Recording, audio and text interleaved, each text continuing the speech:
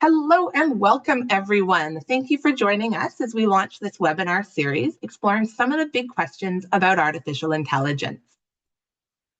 My name is Kathleen Lane. I am the Executive Director of the EdCan Network, and I'm pleased to be your host for today. Before we begin, I'd like to acknowledge that the land that we call Canada is on the traditional territories of the First Nations, the Métis, and the Inuit people who have stewarded this land for generations. Today's panel conversation is the second in a series that's hosted in partnership with an Engaged Ed by École Branchée and the Dais. AI is raising many questions for education. Last month, we explored how school systems can use AI ethically and responsibly. Following last month's conversation, École Branchée posted an article, and we shared the webinar recording on our website. We also put together a guide with all the different provincial, federal, and international frameworks on using artificial intelligence ethically, safely within our school systems. Building on that conversation, today we're going to turn our attention to how we can prepare students to thrive in a world with artificial intelligence. AI is already transforming how we acquire, use, and share information, and it's redefining the future of work. As advanced AIs replace many of the tasks currently completed by humans, what skills and competencies are young people going to need to succeed in school and beyond? Now, before I introduce our panelists, I'd like to introduce our partners. Nicole, I'll turn it over to you to share a word from École Branchée. Fantastic. Thank you, Kathleen. Hi, everyone. I'm super happy to be here with you all today. With École Branchée and Engaged Learning, we were super proud to be partnering with EdCan Network and the Dais on this very important initiative. École Branchée and Engaged Learning, we are very quickly a Canadian nonprofit that has supported educators for 30 years. It's our 30th anniversary this year.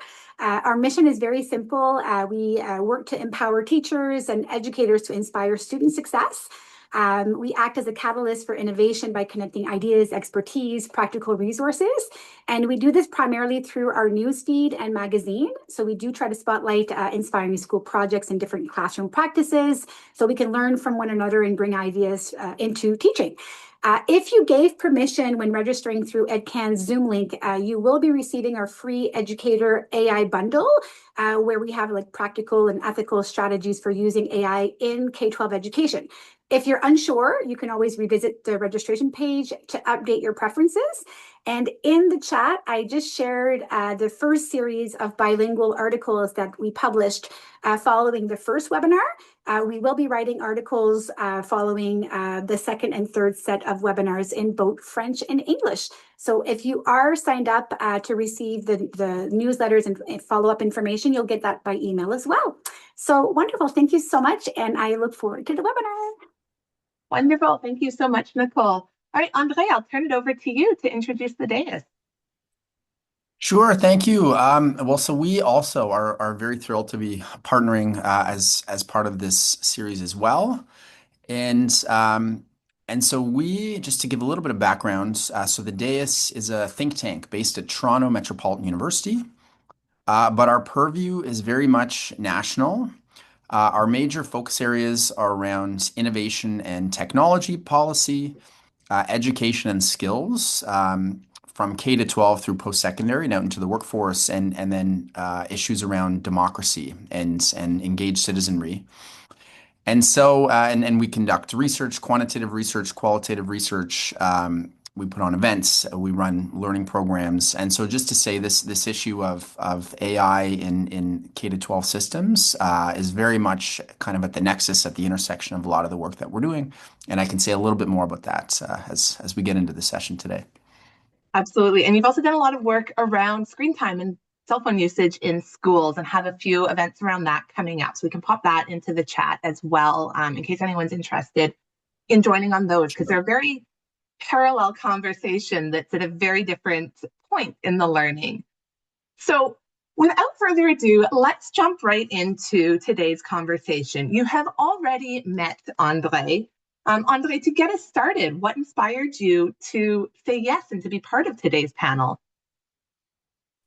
Well, you're right. So this is a nice bridge from from what I was mentioning a moment ago. But to zoom in a little bit on our work around kids and technology and technology and AI in K to 12, we I the you know our biggest focus area has indeed been around phones in schools, and so we're running a national or a pan-Canadian project called Heads Up that's really focused on the introduction of the school phone restriction policies all across the country, and basically how to support provinces, how to support school boards, how to support education administrators, educators, and students, of course, and other groups like parents, with effectively putting those in place across the country. And so I can share a little bit about what we're doing there. The intersection, there's an important intersection there with issues around AI. And I would say that is another major focus area for us. And so, specifically, tied to K to 12, we've done work with the Federal Privacy Commissioner around generative AI and children's privacy, including in school systems. We've done work with the Ontario government around developing AI and digital literacy teaching guides for educators to be able to deploy in their classrooms. And then it links to a broader suite of work that we're doing on AI and an increased focus on AI literacy that we can get into as part of the conversation. Beautiful. Thank you so much. So for those of you who tuned in last month, we are delighted to have Marc-André Girard joining us again. Marc is an advisor at RÉCIT, National Network for School Administrators, and a school principal at the Centre de Services Scolaires de la Rivière-du-Nord. He's presently engaged in research to deepen the understanding of school administrators' perspectives on the incorporation of artificial intelligence into their routine responsibilities. Marc-André, what brings you to the conversation today? Hello, everyone. Thanks for inviting me. Well, as you say, I accompany all school principals here in Quebec on the nationwide. So I travel a lot within the province here. And first thing we notice is that AI is a subversive technology. It changes everything for administrators as well as educators, and obviously for students. Now we are asking ourselves, what's going to happen? What's the place of knowledge when we're teaching instead of developing skills, 21st century skills? What's ahead for us? What's ahead for schools, for students? So basically, this is what brings me here in this discussion, and I'm looking forward to share some insights with you. Beautiful. Thank you so much. All right. Joining us as well is Indra Kubasek, the CEO of Digital Moment, a national charity leading digital innovation for youth and educators. She sits on the board of Quebec Tech and is an advisor to Mila's Startup Committee, helping to shape the future of AI innovation in Quebec. Before joining Digital Moment, Indra spearheaded an international initiative while at the Raspberry Pi Foundation in the UK, where she forged partnerships with NGOs across the globe to bridge the digital divide. Welcome, Indra. What's exciting you for today? Thank you, Kathleen. I'm very excited to be here. And for me, I'm really focused on ensuring there is equity and accessibility for all young Canadians in this journey that we're all on. And I'm glad this is a national conversation. So Digital Moment is a charity that's been supporting educators as well as reaching students for the last over 10 years. And we've trained over 35,000 educators across the country and worked with hundreds of thousands of students. And I really think it's important that no matter where you are in the country, if you're in a small town or a big city, that we're ensuring that you're going to have, equitable access to AI literacy skills. And this is all moving so quickly, even for us. And one of the roles our organization plays and that I'm very passionate about is ensuring that we're creating this bridge between education that needs a lot of support and doesn't tend to move as quickly in industry that is moving so fast. And how do we ensure that young people are both safe, but also prepared for the future of work? So very excited to be here with this wonderful panel and looking forward to the conversation. Thank you. Absolutely. Thank you so much. And joining us from New Brunswick, we have Sarah Rankin. Sarah leads the Center for Excellence for Digital Innovation with the New Brunswick Department of Education and Early Childhood Development. Sarah guides the provincial work on AI, digital learning, and innovation in K to 12. She's led systems-wide guidelines for AI at the provincial level, large-scale pilots of AI tools, and has organized groundbreaking events like the New Brunswick Digital Learning Summit an AI think tank that connects education with industry and community partners. Sarah, welcome. What's exciting you about your work today? I think I'm most excited just to be here with some of the strongest voices and some of the biggest brains in education across Canada. And I think that's the most powerful thing for me is education can feel a bit siloed across Canada where, you know, every province is doing their own thing and they're approaching things in their own unique way. And we don't have a lot of channels sometimes to have these conversations across our provinces and across our industries and across our different partners that support education. So I'm excited to have a conversation and to hear from everybody and to hear what our people attending have to say as well. Absolutely. So today's conversation builds off some of the things that we were talking about last month. And a core purpose of education is really being about preparing young people for the future that they're going to live in. So when we put dates to it, it's going to be almost 2040 by the time someone who's in kindergarten today graduates from high school. If that person then works until they're 65, they're going to retire in the year 2085. So as AI transforms the world over the coming years, what are some of the skills and competencies that students will need to develop today so that they can succeed in the future? Marc-André, I'm going to pass it on to you because you were at last month's conversation and can provide a perfect segue. Yeah, exactly. We talked about that, how we need to prepare kids for what's coming. You talk about retirement already in the 80s, the other 80s, not the ones we lived through the 80s, but and also the kids that are born today will most likely live during the 22nd century already. But what lies ahead, we actually don't know.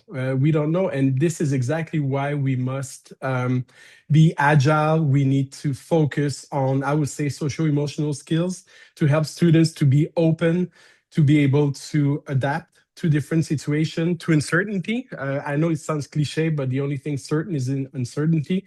We see it every day. Every morning we wake up, we read the headlines. There's something that changed.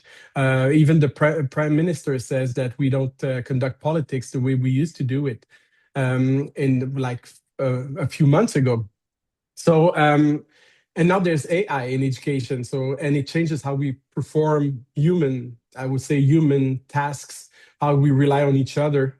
So basically, I think we need to focus on skills like critical thinking, collaboration, creativity, computational skills as well. Computational thinking, I'm sorry, it's a tough one to say in English. And as I said, kindness, tolerance, adaptability, be able to listen to each other, understand, and empathy, obviously. I would give the example of Finland. Finland changed its curriculum maybe less than 10 years ago, and they focus on transversal skills, and then they add the disciplinary skills. So basically, we read in the paper that Finland doesn't teach anymore. They don't teach Finnish anymore. They don't teach math or science, which is not true. They just focus on how to make good humans, good citizen, and probably that's one of the reasons why they are amongst the happiest people on earth. So they focus on transversal skills, and then secondly, the subjects will adapt to that core program to help students to learn about, like, to read, to know how to count, historic method or science and everything. So I would say we need to focus on this first, and this is a major shift, and this is how we will be able to, first of all, tackle the AI subversive technology, as I said before, but also to help our kids to thrive to what's coming into uncertainty. Focusing on building the human aspect of being human before learning how to think, learning how to learn before we get into the actual subject matter. Sarah, you're on the ground in New Brunswick doing this work. How does that align with the work you're doing? So it's interesting because we're seeing very similar things. So a little bit of background on what the Center of Excellence for Digital Innovation even is we work within the K-12 sector, and we bring industry and workforce into our schools, and likewise bring our students out of the schools and get them on to job sites to experience what it looks like to be in the workforce, so that they can start developing those skills earlier than when they get onto the job site. And so when I thought about, like, what is it that we need to be building in our students right now? I think back to conversations that I've had with those partners about what skills do we need to be building in our students right now so that they're employable, that they can go and have a job working for you and be successful in the future, or choose to go to post-secondary. And it was an interesting conversation because I had two things that really floated out of it. A lot of them are saying we're not likely to hire people now who don't have any experience using artificial intelligence tools or don't understand how they work. And so that's a really big puzzle piece, is we need to start building those skills in the K-12 system so that when our students graduate, they're ready for that new job. At the same time, they're saying, well, we also just want employees who can read, who can write, who can do math. And so now we have this really interesting overlap of how do we build the foundational skills of literacy and numeracy while also getting them to think innovatively, to explore emerging technologies in a way that, synchronizes a bit together. I also think too of the World Economic Forum's recent report, The Future of Jobs. And 75, I think, % of Canadian employers responded to this survey and said that the two top skills they're looking for right now are analytical thinking and resiliency. So again, how do we teach?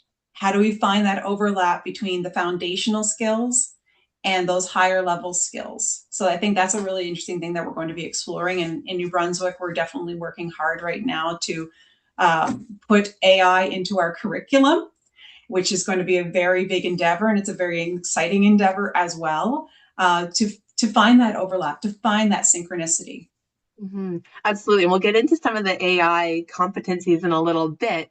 But to elaborate more on that last point you brought up, the resiliency, the analytical thinking, that really reflects what Marc-André was sharing as well. Like, what are these cross-curricular foundational thinking skills? So I'm actually really curious now, moving over to you, Indra. You do a lot of bridging between the pace of change, innovation in industry versus how quickly education prepared to adapt, and then working with educators and students to bridge that gap.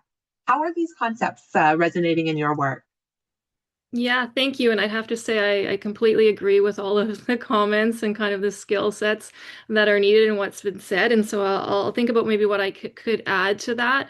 I think one of the sort of measures we look at that relates to resilience in some of our programming is this idea of perseverance. And how do you help young people learn to persevere? So learning to, go through failure and get back on your bike, so to speak. And kind of a lot of that, some human beings are born with those skills and, can get there through amazingly difficult situations. But a lot of us, it's around confidence building and having support systems around you to help you feel comfortable persevering through all of this uncertainty. As we said, if there's one thing we know, it's good, uncertainty is going to be the through line throughout all of this for a number of years. And then another thing that I've been kind of sort of grappling with or starting to think more about around the human skills, because obviously I think a lot of us would probably agree that as AI becomes more of, our collaborator at work, where we learn, it's not just giving information, it's making decisions with us, it's maybe making decisions for us, is that we're going to be working more in sort of sometimes we're working with humans and sometimes we're working with AI, and it's all going to get a little bit muddled about kind of when we're working with an AI tool versus a human being. And one of the skills that actually through a roundtable we did earlier this week with industry, with the Dais, that came up with this idea around teaching young people better how to navigate conflict and how we negotiate and how we sit in the uncomfort with other human beings. So this is something I'm very interested in right now. These are skills that we're at risk of losing as we start to work with AI that doesn't have feelings, that may agree with us, and that may always sort of confirm our biases. And then we need to go into these nuanced situations where human beings come with all the complexity and sort of, difficulty of dealing with other people's lived experiences and differences from us. We may lose our ability to actually navigate through those kinds of situations. And I think this is going to be a skill that's going to be incredibly important to foster in our young people, even more so perhaps than in the past. So sort of sitting there with friction and sitting sitting there in the uncomfort to come to a solution that actually takes in everyone's, opinions and feelings. And again, coming back, just a last point on the empathy, with the ethical considerations, probably in the future or even in the very near future, it will be, yes, we can build this. Yes, it's possible now, but moreover to now, we need to be thinking, should we be doing this? And why are we doing this? And who are we helping or harming in that sort of AI deployment and development? Absolutely. I love this idea of, sitting in discomfort, being able to navigate conflict, because that's something that, our social media channels have almost created that more polarization. We've seen this rise of polarization in society. I know it's strongly linked to social media, but I'm sure there's other factors in that as well. So I'm going to hand it over to Andre, because this links with some of the work you have been doing, both with cell phone usage, but also AI and how that's reshaping the future of work. Sure, thank you. Well, I think, there'll be a lot of commonality in what I will say with what everyone else has said, but I'll try and bring a bit of some of our kind of workforce empirical lens just to layer on top. And I really liked, Marc-André, your point about Finland. I should have got this joke in earlier, but I was going to say I'm glad they're happy. I just hope they're not quite as happy later this afternoon. The hockey joke. But I think that the first point I would make to kick off is I think we have to unbundle a few ideas here, or a few sort of intersecting sort of areas of thought. So I think there is one area that is AI literacy and skills, is what I would call it. And I think that is its own category of things. And we can unpack that. That's a little bit where we're headed later in the conversation. There's a second bundle, which is AI use in K-12 education. And I think that is actually something fundamentally different and that we're not really talking about today, but I think it's important to put that aside. Like, where are educators thinking about actually deploying AI use in K-12 education? That's different from some of the core literacy and skills that students will need. And then the third, which is where we're headed with this sort of first questions around skills and competencies. What are the AI resilient skills that students will need as they work their way through their K-12 education and out through post-secondary, out into the workforce, to be successful in their lives and in their careers? And so just to talk a little bit about the work that we do, some of the kind of empirical research that we do, we've been doing a lot of work over the last couple of years to look across the Canadian workforce at we look at all of the occupations across the Canadian workforce. There are 500 plus as defined by the federal government, and this is everything from nurses and dancers to software developers and lawyers, to give you an idea. We borrowed a methodology from these academics in the US and from the International Monetary Fund and adapted it for Canada, where basically we're able to break all these jobs out into their constituent tasks. So you can imagine what are the sets of tasks that a lawyer does, for example, or a teacher. And then to basically score these tasks on the extent to which they will interact with AI, and not just generative AI, but more commonly generative AI. And a second lens that we call complementarity, which is the extent to which those tasks are more likely to be assisted by AI or replaced by AI going forward. And in this way, and we can point you to some of the research, but basically it allows us to sort of heat map the workforce across these occupations to see what are the most highly exposed types of jobs, types of workers, and which of those are more likely to be helped versus have parts of their work automated and most disrupted. And I think that the major finding of this work is that the types of jobs that are in the more highly exposed, but also more likely to be assisted on the task basis, are the types of jobs that most focus on a bunch of the or require this sort of hybrid or soft skills that we're talking about: teamwork, communication, interpersonal skills, leadership, management, some of the sort of social emotional skills that Marc-André spoke to. We're talking jobs like senior managers, lawyers, engineers, surgeons.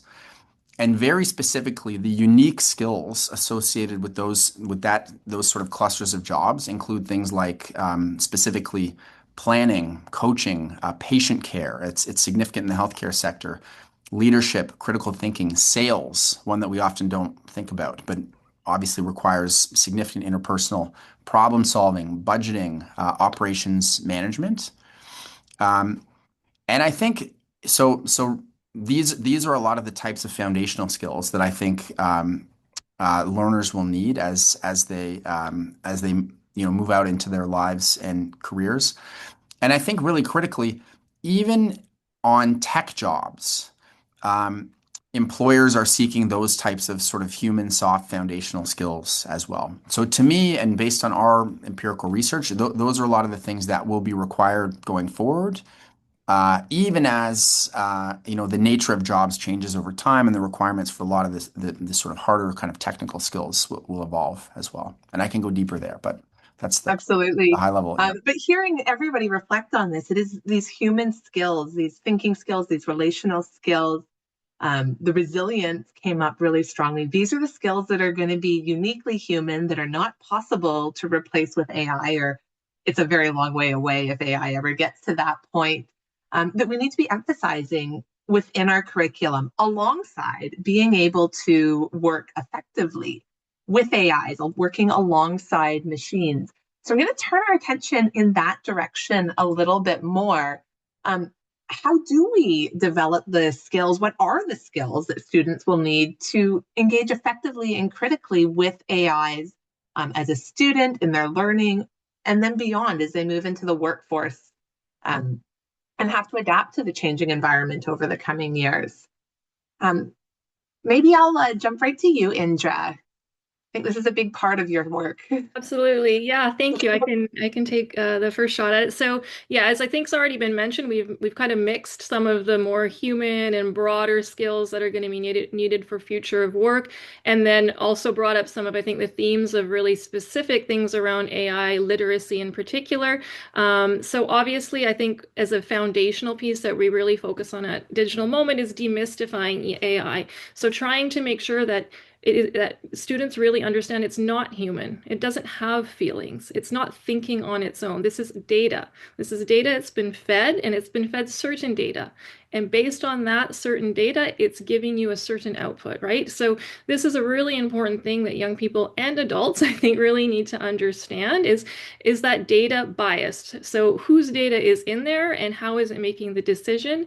And also, risks around giving your data away, right? So we talk a lot about this privacy, and other people will probably speak to this as well. Privacy, whose data, who owns this data, and young people tend to be very quick to adopt these kinds of tools and to give their data and privacy exposure away quite easily. So this is kind of where we start, and then coming on to the critical thinking. So yes, we are going to have to take answers out of these systems, and we're going to have to navigate whether or not they're truth or whose opinions they are, and these really critical thinking around verifying where is the information coming from, what is the source of this information.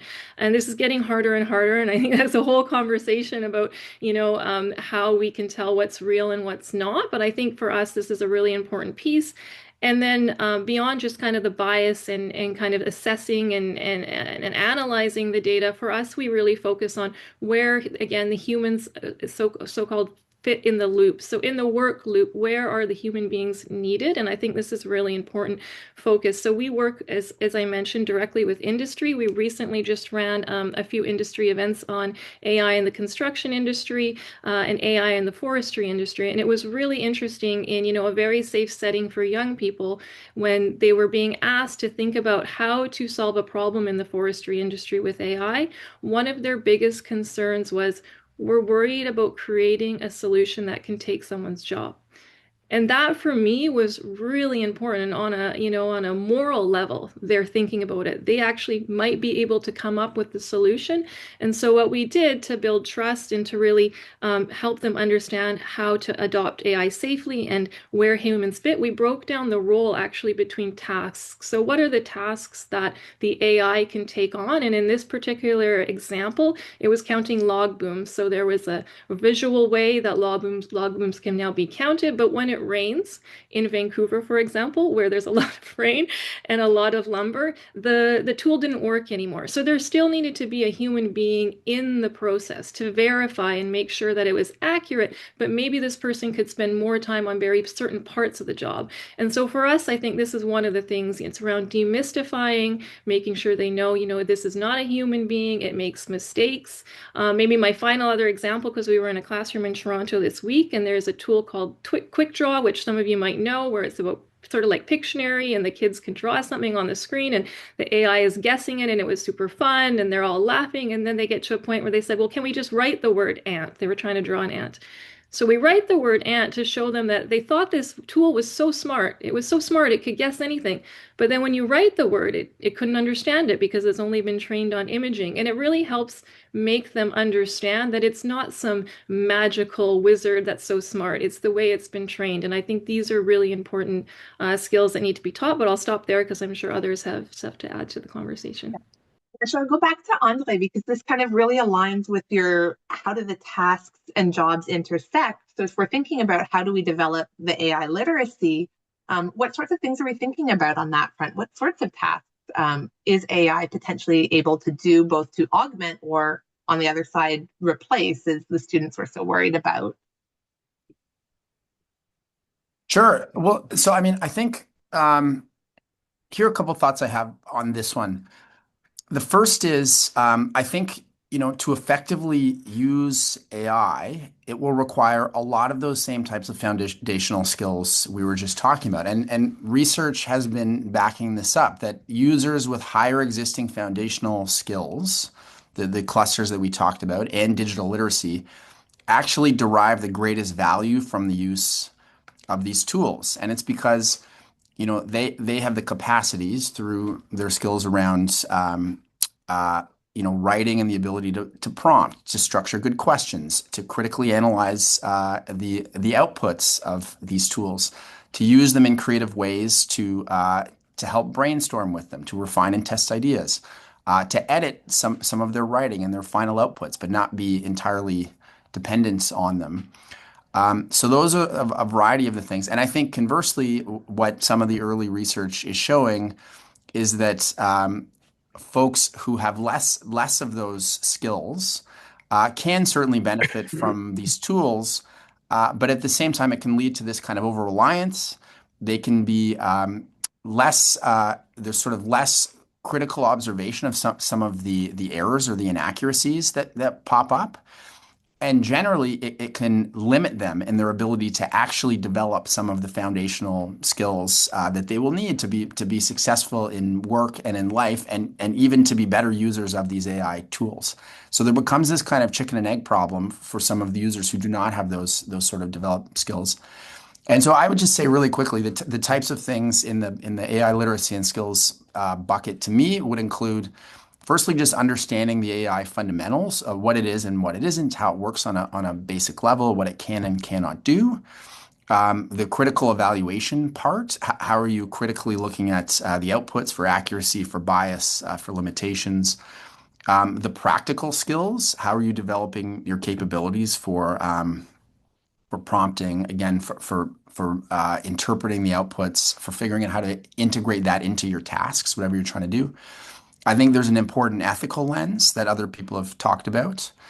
And I think, critically, it's like, where can these help inform decision-making without sort of subsuming decision-making, basically? Where are you retaining the human elements and you're using them to inform what you're doing rather than leaning on them too heavily? Awesome. So Sarah and Marc-André, you're working very closely with educators and students. How are you bringing this into the work, like thinking about writing and prompts for AI? So what sorts of things are you thinking about? Marc-André, maybe I'll start with you. Yeah, well, actually, I'd like to just a little shout out to Sarah, who was talking about the workforce earlier. Now we don't hire people for what they know, but for what they can do with what they know. And I think that's very, very important. And somebody else told me as well in the same kind of reflections that we hire people we want to work with. So even though if you know lots of things, but you cannot exhibit, I would say, good social, emotional skills, people won't work with you anyway.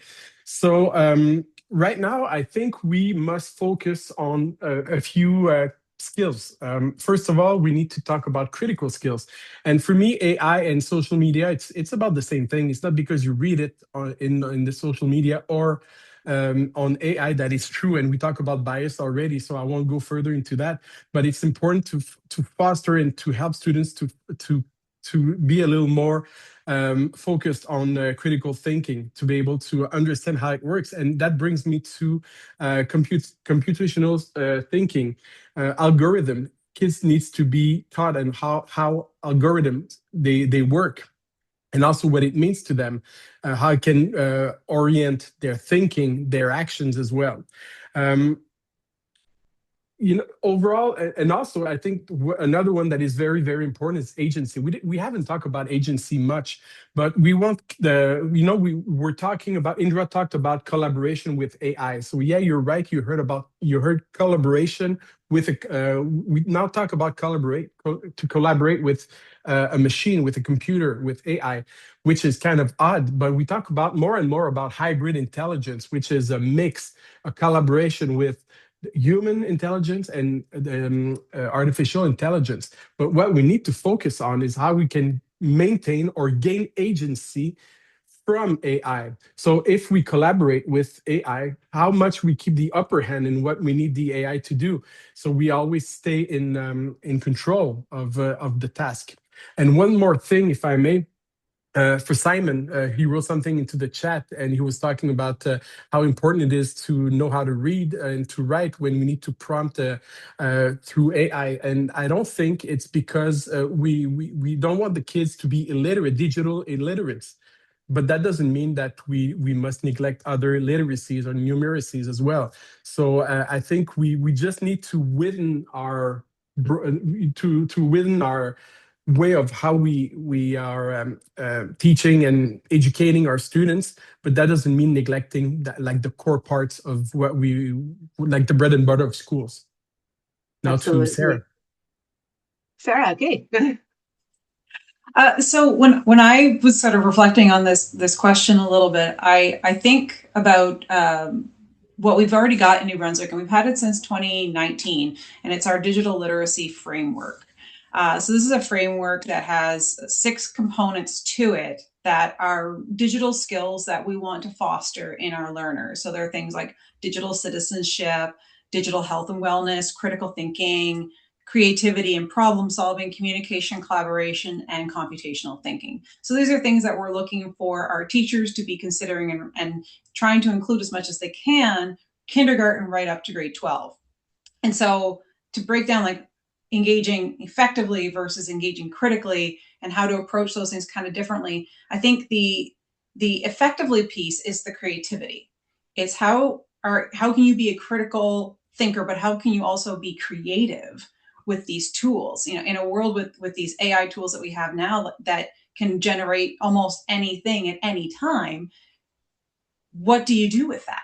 You have a wide array of options of what you could create. And what we need to do with our students is instill within them that they can use these tools to be innovative and to solve problems in a meaningful way, rather than just using them to create slop. So how do we build the creativity? I think we need to offer those opportunities. And Indra kind of touched on this, and we're doing something similar in New Brunswick, where we're running an AI for Good challenge, where we're getting our students from grade 6 up to grade 12 to come up with solutions to AI-powered potential solutions within critical industries in New Brunswick: forestry, agriculture, healthcare, and climate action. And the goal really is to sort of break down what AI truly is, because a lot of our kids are still stuck in this idea, and it's because of social media, and it's because of how they're currently being educated about AI, which is not through their teachers, through their peers, and it's through what they see online, that AI can be a tool that can change the world in a positive way. The other piece of it, approaching it critically, I really think it is that data literacy piece. We need to get our students handling data. We need them to be able to understand, interpret, analyze that data, but also understand how they are very much impacted by how their personal data gets used and manipulated day to day through social media, and anything that really is powered by an algorithm, which most social media, if not all of it, is very much rooted in algorithms at this point. And how do you recognize when you're stuck in an echo chamber? Because the data you said is, I like this and I like these things, so I'm only going to show you those things. How do you recognize that you're stuck in an echo chamber? How do you recognize the manipulation that has been done to you by how these large companies use data without explicit consent? And I saw in the chat too, talking about the bias and how these systems, especially these more larger general purpose ones, can produce content that is colonialist, that does extreme harm, that is racist, ableist, sexist, all of those things. I think it goes back to that data literacy. It's understanding that the data that these models are sometimes trained on is not inclusive data. A lot of these tools are being developed in the Western world by large American companies, and the data that they're going to scrape is based off of what they see the world as. And if you are from a part of the world that does not have access to that kind of technology yet, or doesn't have the ability to access or put things online, then you're automatically eliminated from that data set. So we need to talk about that with our students. Absolutely. And all of you are alluding to, we need to really be thinking differently, slightly differently at any rate, around what's happening in our classrooms. Like, how are we approaching learning within our classrooms? So as we come towards the end of our time, I want you to think about kind of what's one or two things you'd really like to pull out of today's conversation, and something that we should start thinking about around how classroom experiences might need to change, so that we can equip students with all these critical skills that you are alluding to. So Sarah, since you were just kind of already moving in this direction, why don't I hand it back to you? Yeah, I think the really important piece right now is we need to, in education, recognize our role in this AI conversation. It is being dominated right now by influencers on social media. It's being dominated by large companies that are only out to make a quick buck. That is why social media is free. That's why you can use ChatGPT for free if you want to, or any of these large language models. You don't necessarily have to pay, but you can use them for free. Why? Because they make their money off of your information. And we need to get students thinking about that. I think also we need to prioritize, what does AI look like in our curriculums, kindergarten right up to grade 12. And while some might say that kindergarten's too young, I've worked with kindergarten students. I have asked them if they know what artificial intelligence is, and they do. They know what it stands for. They know that it's in their parents' cell phone, and their parents are letting them tinker with it too. So we need to step up and accept our role in the conversation. Absolutely. All right, Andre, I'll pass it over to you. Sure, thank you. Well, so I know we're running up against it. So I mean, here's where I would leave. And so so three things quickly. The first is, and I'm kind of surprised I've wound up in this place, because we're a center that focuses on the innovation economy, focuses on tech adoption, focuses on AI and the potential in the economy. But I think as I've certainly observed this issue and how rapidly it's been thoroughly disrupting in K to 12, as well as in a variety of other spaces. I think so. Coming back to this point, that students still need to develop the fundamental skills. I think we need to start there. That will require some kind of re-engineering of instructional design, the way we think about what we send home, and we can't trust how it's being done. And then assessment, of course, how we think about assessment, and essentially that AI isn't doing all the work for them, which will preclude the development of a lot of these fundamental skills that they need. The part I've been surprised to find myself at is, I'm of the view, and having spoken to a bunch of teachers about this, I think we almost do need a bit of a moratorium in the short run. I hear teachers talk about going back to pencil and paper because they just cannot trust that the way they've been providing work, assignments. So I think there does need to be a little bit of a moratorium in the short run, so that we can think over the medium term about how teachers can be supported and how we can do some of the re-engineering of the way we're delivering learning to accommodate the hugely disruptive impact that these technologies are having. So that would be point one. How do we buy ourselves a little bit of time to figure this out? Because what I'm hearing is like a third of students will come for final exams in grade 11, 12 and don't know how to write an essay. They don't, they haven't learned any of those core things. That'd be number one. Number two is the curriculum needs to much more deeply embed digital and AI literacy and the basic usage skills. And my sense is we're deep into being a digital economy and society here, and it is not fully hardwired across curriculum across the country. And we really need to just kind of step up in that front. And others will have more expertise there. And the last is we can look at opportunities for AI-enabled learning, that third bucket, but that needs to be very gradual and very carefully embedded across the learning experience. And I think this is more of an extension of our conversations around ed tech, where I think the efficacy, there remains big questions about the efficacy of the ed tech we've been deploying in the K-12 systems. And so we need to be very careful about this next wave that will be the AI-powered ed tech tools. Thank you. Absolutely. You're alluding to some of the things we've seen in, our own work around this critical importance of supporting the educators, the system leaders in learning about it, and to be constantly evaluating, like, is this having the impact that we want it to have on our students and on their learning? Marc-André, I'll go over to you, and then Intra will give you the last word here. Yeah, thank you. I hear Andre saying that schools are going back to pen and paper. I'm worried about that. I think we fail for our responsibility to prepare kids for the world that is upcoming. If we don't teach them properly how to use, let's say, responsibly AI or technology, who will? Their parents? I doubt it. They will learn it by themselves, probably, but will they be able to use technology or AI ethically? I'm very worried to hear this might happen. Secondly, and that will be my last point. Probably the French writer. His name is Montaigne. I will try to translate the sentence, but the quote, it says, "A well-rounded mind rather than a simply wealth of knowledge." Basically, we want to create kids who have a nice head instead of a full head.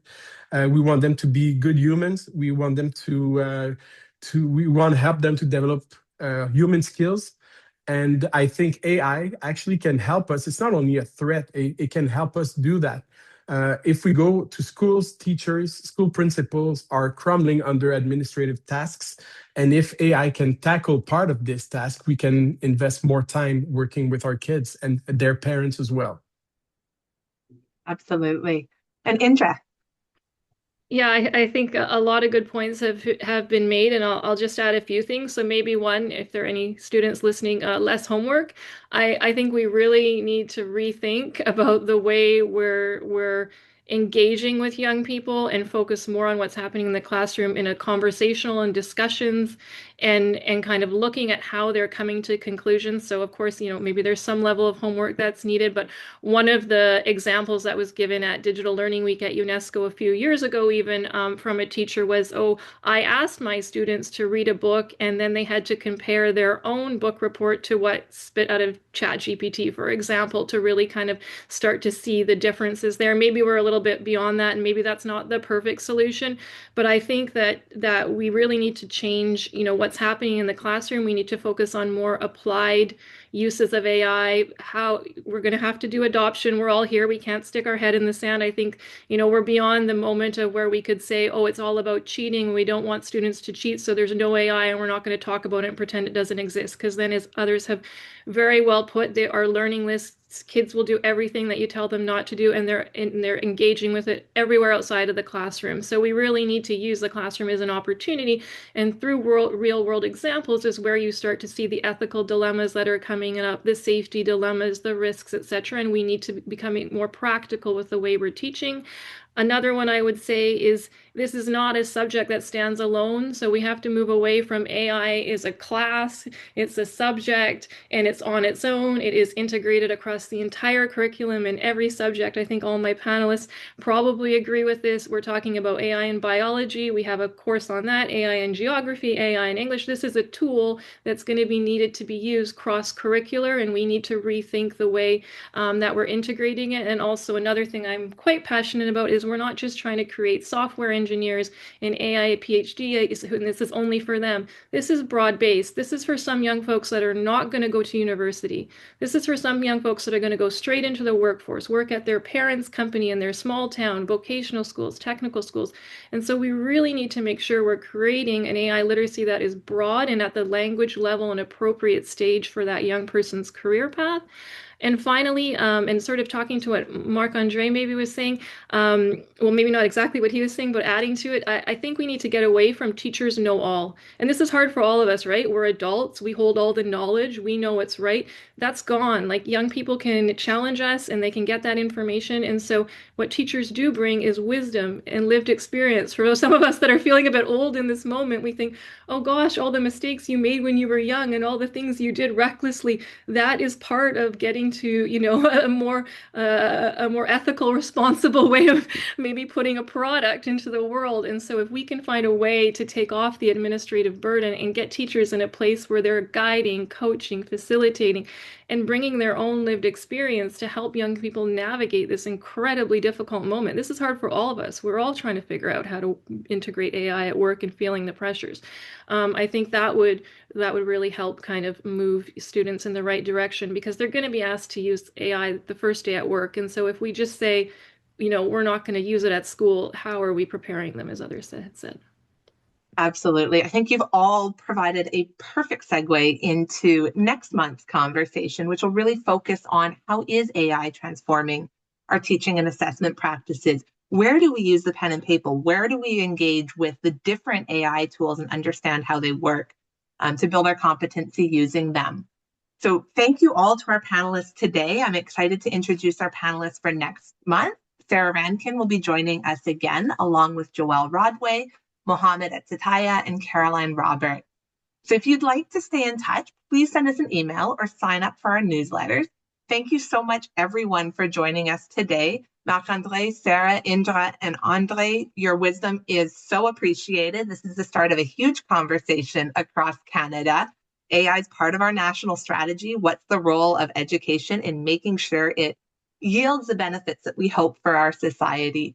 So thank you, everyone, for being here, and we look forward to seeing you on March 24th.